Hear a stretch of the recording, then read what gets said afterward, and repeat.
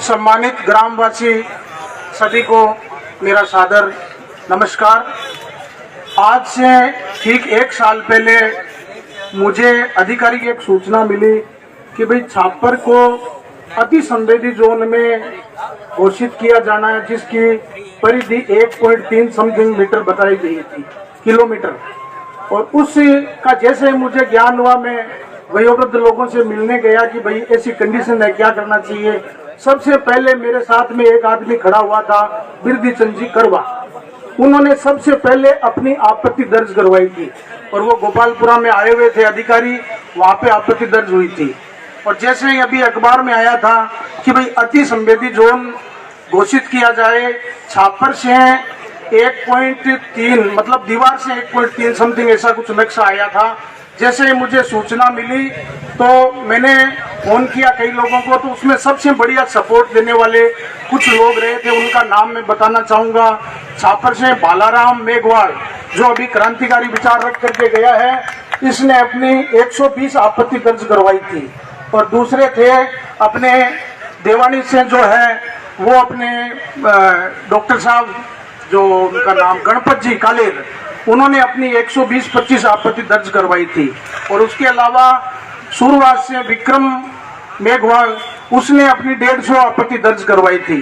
तो ये सारी कंडीशंस जो है वो ये लोग साथ हुए थे और आपत्तियां दर्ज करवाई, जिससे एक बार के लिए निर्णय आने से रुक गया था। क्योंकि ये बहुत बढ़िया बात है इन लोगों के लिए, एक बार आप तालियां बजा करके इनका स्वागत कर दीजिए। मुझे बहुत प्रसन्नता होगी, क्योंकि मैंने भी 3 दिन तक लगातार सब लोगों को ये फोन करके समझाया, जितने भी लोगों को मैं जानता था। मैंने कहा कि भाई ये संवेदी जोन क्या है, अति संवेदी जोन क्या है। संवेदी जोन का मतलब है कि 10 किलोमीटर फॉरेस्ट की दीवार से किया हुआ था, जिसमें ये गोपालपुरा की खदानें भी आती है, तो वहाँ बम विस्फोट ना हो, इसके लिए वहाँ जो भी ऊपर के अधिकारियों में बात हुई, हमें तो पता नहीं, पर हमें यह कहा गया कि भाई अब इसको संवेदी जोन से अति संवेदी जोन में मतलब घोषित करेंगे। और ये अति संवेदी जोन में 1.3 किलोमीटर घोषित करेंगे। फॉरेस्ट की दीवार से सुरवास, देवानी और चाड़वास और छापर, इनकी ये समझ लो कि 75% गांव जो है ना वो अति संवेदी जोन में आ रहे हैं। उसके लिए आपत्ति दर्ज करवाने के लिए 3 दिन का वक्त दिया गया था। और उस वक्त में भाई जितना प्रयत्न मैंने किया, बालाराम ने भी किया, डॉक्टर गणपत जी कालेर ने भी किया, विक्रम सुरवास ने भी किया, पुटिया राजा ने भी किया, और जिन लोगों को मैंने सूचना दी उन्होंने भी अपनी आपत्तियां इंटरनेट पे CEC दिल्ली में दर्ज करवाई। कि बहुत अच्छी बात है, और इससे एक बार के लिए अति संवेदी जोन होने से छापर बच गया। और नेक्स्ट अब क्या रूल आता तो उस टाइम सभी लोग सक्रिय होकर इंटरनेट पे अपनी आपत्तियां दर्ज करवाएं, ऐसी मेरी आपसे विनती है। देखिए, जब मैं 10वीं क्लास में पढ़ता था तो उस टाइम का एक स्लोगन मुझे याद आ रहा है, गिरते हैं सह सवार मैदाने जंग में, गिरते हैं सह सवार मैदाने जंग में, वो तिफिल क्या गिरेंगे जो घुटनों के बल चलते हैं।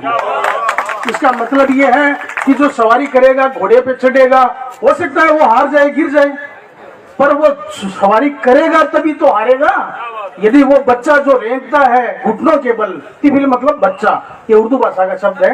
वैसे मैं पंडित हूँ, पर फिर भी ये 2 प्रकार की भाषा है, संस्कृत सपोर्टेड हिंदी, उर्दू सपोर्टेड हिंदी। तो ये हमारी कानून की भाषा में भी चलती है, सजाए मौत मुकद्दस की जाती है, ऐसा चलता है।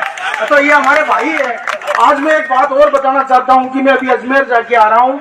अजमेर से आते वक्त मैंने एक फोटो ली थी, और वो बहुत दुर्लभ फोटो थी, ऐसी फोटो मैंने जिंदगी में नहीं देखी।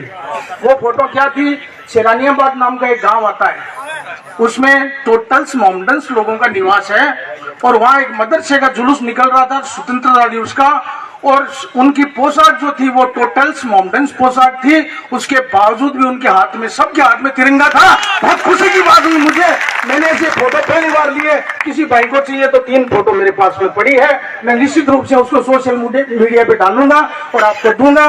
और मैं वादा करता हूं कि जैसे गांव आज एकत्रित हुआ है और ये गांव चौगुना एकत्रित हो, और ये जो मुद्दा अपन ने उठाया है उसके साथ चुनाव का पूर्ण बहिष्कार मैं करता हूं। मेरा परिवार, जितने मेरे साथ परिवार है, सारे के सारे वोट देने नहीं जाएंगे, ऐसा वादा मैं